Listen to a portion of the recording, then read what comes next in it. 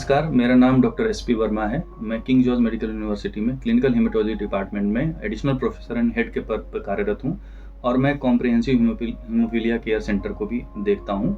तो हीमोफीलिया के बारे में जो हीमोफीलिया के मरीज़ हैं, जैसे कि अभी आपको बताया गया कि इनमें ब्लीडिंग की टेंडेंसी बहुत ज़्यादा होती है, तो इनको हीमोफीलिया मरीज़ों को कुछ प्रिकॉशंस रखने की ज़रूरत है। नंबर 1 कि इस तरह के खेल जिसमें कि चोट लगने की आशंका ज़्यादा है, कॉन्टैक्ट स्पोर्ट्स जैसे हैं, ऐसे खेलों को अवॉइड करना चाहिए।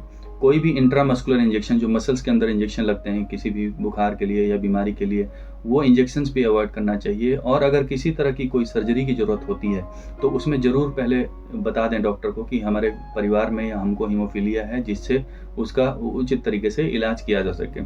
इसके अलावा अगर ट्रीटमेंट ऑप्शंस की बात करें कि क्या-क्या ट्रीटमेंट ऑप्शंस अवेलेबल हैं, तो यूपी में 26 haemophilia treatment centres already available हैं, जिसमें लखनऊ में ही 3 सेंटर्स हैं और इन सेंटर्स पे फैक्टर्स की अवेलेबिलिटी है और कुछ सेंटर्स पे फिजियोथेरेपी की भी अवेलेबिलिटी है।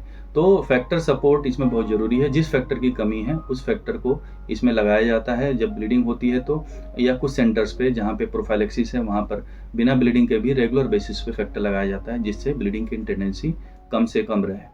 इसके अलावा जो तीसरी बहुत इंपॉर्टेंट बात है कि अगर किसी परिवार में हीमोफीलिया का मरीज ऑलरेडी है तो उसमें जेनेटिक काउंसलिंग की बहुत ज़रूरत है और जेनेटिक टेस्टिंग की बहुत ज़रूरत है, जिससे कि आने वाले अन्य जो बच्चे हैं, जो प्रेगनेंसीज हैं, उसको प्लान करके उसमें टेस्टिंग करके ये पता लगाया जा सके कि जो गर्भ के अंदर बच्चा है, जो मेल बेबी है, उसमें हीमोफीलिया के जेनेटिक एब्नॉर्मेलिटीज़ तो नहीं है। अगर इस तरह की जेनेटिक प्रॉब्लम हीमोफीलिया की उस बच्चे में भी है तो उसके लिए मरीज के परिवार से बात करके उसके लिए टर्मिनेट करने की सुविधा उपलब्ध है।